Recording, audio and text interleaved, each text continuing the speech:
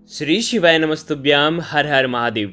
देखिए, कल 29 जनवरी को रविवार के दिन माघ मास के शुक्ल पक्ष की अष्टमी तिथि है और 30 जनवरी सोमवार के दिन नवरात्रि का अंतिम दिन है। यानी कि गुप्त नवरात्रि के अष्टमी और नवमी तिथि पर आपको ये 3 दीपक का महा उपाय करना है। देखिए, ये उपाय आप अष्टमी पर भी कर सकते हैं, नवमी पर भी कर सकते हैं या अष्टमी और नवमी दोनों दिन भी कर सकते हैं।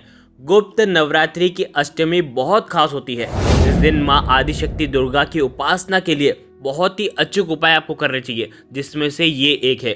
देखिए, पूज्य गुरुदेव की ही कथा सुनकर के समझाने का पूरा प्रयास करूंगा, लेकिन उससे पहले वीडियो को लाइक करें और भगवान शिव के अगर आप अनंत भक्त हैं, माँ दुर्गा के अनंत भक्त हैं, तो चैनल को जरूर सब्सक्राइब करें। देखिए, देवी भागवत पुराण के अनुसार नवरात्रि के 9 दिन बहुत खास होते हैं और 9 दिनों में अलौकिक शक्ति माँ की हमें मिलती है, जिसमें से 3 दिन बहुत खास होते हैं। एक सप्तमी तिथि, एक अष्टमी और एक नवमी। सप्तमी तिथि पर माता रानी अपने नेत्र खोलती है और अष्टमी और नवमी पर जो भी व्यक्ति उपाय करता है, उनको याद करता है, उनके नाम से कोई ना कोई कार्य करता है, तो उन्हें माँ की विशेष कृपा मिलती है और उनकी मनोकामना परिपूर्ण होती है। इस उपाय को करने से आपकी धन की समस्या दूर होने वाली है, ग्रह क्लेश दूर होने वाला है, रोग मुक्ति होने वाली है, घर में सुख समृद्धि संपत्ति से जुड़े कोई भी कार्य हैं वो सब सफल होने वाला है। बहुत ही आसान सा उपाय है, मात्र 3 दीपक तैयार करने हैं।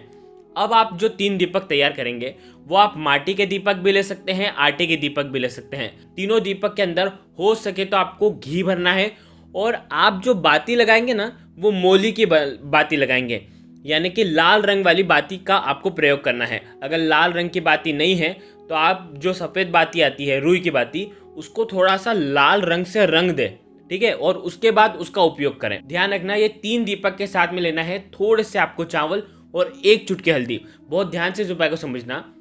ये तीनों दीपक के अंदर आपको 1 चुटकी हल्दी डाल देनी है और ये जो उपाय है आपको नवरात्रि की अष्टमी और नवमी पर जब आप करेंगे तो आपको रात्रि में करना है। लगभग 8 बजे के बाद आप कभी भी ये उपाय कर सकते हैं। 8 से 11:30 12 बजे के बीच में आप करते हैं तो सर्वोत्तम होता है, और हो सके तो रात्रि में अगर 10 बजे के बाद करते हैं तो बहुत ही अधिक फलदायी ये उपाय होता है।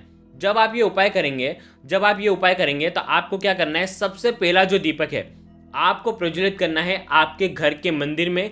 देखिए, पहला जो दीपक है वो है शुभम करोति कल्याणम आरोग्यम धन संपदा शत्रु बुद्धि विनाशय दीप ज्योति नमोस्तुते। अर्थात इस दीपक से घर में रहे हुए जितने भी व्यक्ति हैं उनका कल्याण हो, उनकी निरोगी काया हो, धन संपदा की कभी भी कमी ना हो, और शत्रु बुद्धि अगर उनमें है, अगर उनके अंदर शत्रु बुद्धि है तो उनका भी क्षय हो। ऐसे दीप ज्योति को मैं नमन करता हूँ और मेरी घर की कुल देवी को मैं प्रणाम करता हूँ और मेरे घर में सुख संपदा सदैव के लिए बनाए रखे, ऐसी मैं प्रार्थना करता हूँ। पहला दीपक हो गया आपके घर की कुल देवी का। जहां पर आपके घर की कुल देवी की फोटो हो तो बहुत ही अच्छी बात है, नहीं तो माँ दुर्गा के सामने भी आप ये उपाय कर सकते हैं। क्या करेंगे, सबसे पहले आप हल्दी से स्वास्तिक बनाना। अब हल्दी से कैसे स्वास्तिक बनाओगे, आपके सीधे हाथ की चीठी उंगली के पास वाली जो उंगली है, जिसे अनामिका उंगली कहते हैं, उस अनामिका उंगली से आपको स्वास्तिक का निर्माण करना है। और उस स्वास्तिक के ऊपर, देखिए, हम सभी के घर में लाल कपड़ा बिछा होता है, ठीक है, लाल कपड़े के ऊपर ही आप भले स्वास्तिक बना सकते हैं। चावल की ढेरी रखना है और उसके ऊपर आपको दीपक प्रज्वलित करना है। ध्यान रखना, दीपक लंबी बाती वाला ही होना चाहिए जो कि सुख समृद्धि देता है।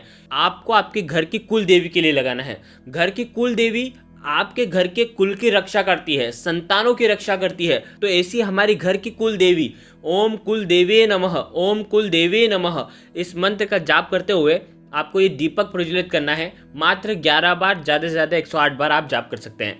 पहला दीपक आपने आपके घर की कुल देवी के नाम के लिए लगा दिया। दूसरा दीपक आप कहाँ पर लगाएंगे, मुख्य द्वार पर। जब भी आप ये उपाय करें, आप मंदिर में कर रहे हैं तो आप आपके घर का मुख्य द्वार खुला रखना, क्योंकि देविक शक्ति रात में ही सबसे ज़्यादा प्रबल होती है और आपके घर में प्रवेश करती है। तो पहला स्वास्तिक, चावल और दीपक आपने आपके घर के मंदिर में रखा। दूसरा स्वास्तिक आपको आपके घर के मुख्य द्वार पर बनाना है, मुख्य द्वार के ऊपर आपको बनाना है। तो ध्यान रखना, जो यदि आपके घर में पुराने स्वास्तिक बने हुए हैं आपके घर के बाहर, तो उसके ऊपर भी आप ये स्वास्तिक बना सकते हैं। अब आप क्या करना, आपके घर के मुख्य द्वार पर आप जैसे घर में प्रवेश करते हैं ना, तो बाहर की साइड रखना है। और बाहर की साइड कहाँ पर रखेंगे, सीधे तरफ, आपका सीधा तरफ। अगर आपने घी का दीपक ले रखा है तो सीधा तरफ रखना है, और अगर आपने तेल का दीपक का प्रयोग करा है तो उल्टे साइड रखना है। आ गई आपको बात समझ में?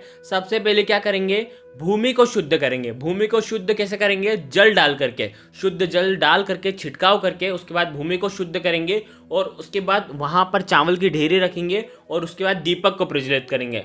अब ये जो दीपक का जो मुख होगा वो होना चाहिए उत्तर दिशा की तरफ। मुख्य द्वार का दीपक का जो मुख होना चाहिए वो उत्तर दिशा की तरफ होना चाहिए। आप आपके घर के हिसाब से देख लेना कि उत्तर दिशा आपकी कहाँ पर आ रही है, उस हिसाब से आपको इस दीपक का मुख रखना है। आ गई आपको बात समझ में? दूसरा दीपक आपने आपके घर के मुख्य द्वार पर रख दिया। देखिए ये जो दूसरा दीपक है वो है दीप ज्योति परब्रह्म, दीप ज्योतिर जनार्दन, दीपो हरतु मे पापम, दीप ज्योतिर नमोस्तुते। अर्थात घर के मुख्य द्वार पर ये जो दीपक है, इस दीपक का प्रकाश परब्रह्म का स्वरूप है। दीप की ये जो ज्योति है वो दुख को दूर करने वाला परमेश्वर है। ये दीप की ज्योति मेरे पापों को दूर करे, हे दीप की ज्योति आपको नमन करता हूँ। देखिए ये जो श्लोक है आप बोल सकते हैं, यदि आप श्लोक शुद्ध बोल सकें, या तो आप मन में ऐसी प्रार्थना करना है, ये जो दूसरा दीपक है धन की देवी माता लक्ष्मी को प्रसन्न करने के लिए मेरे मुख्य द्वार पर लगाया है, उनके आगमन के लिए लगाया है, माँ दुर्गा के आगमन के लिए लगाया है, ताकि वो मेरे घर में स्थायी रूप से निवास करे और मेरे घर में रहे हुए सदस्यों का कल्याण करें। इस प्रकार से दूसरा दीपक आपको लगाना है।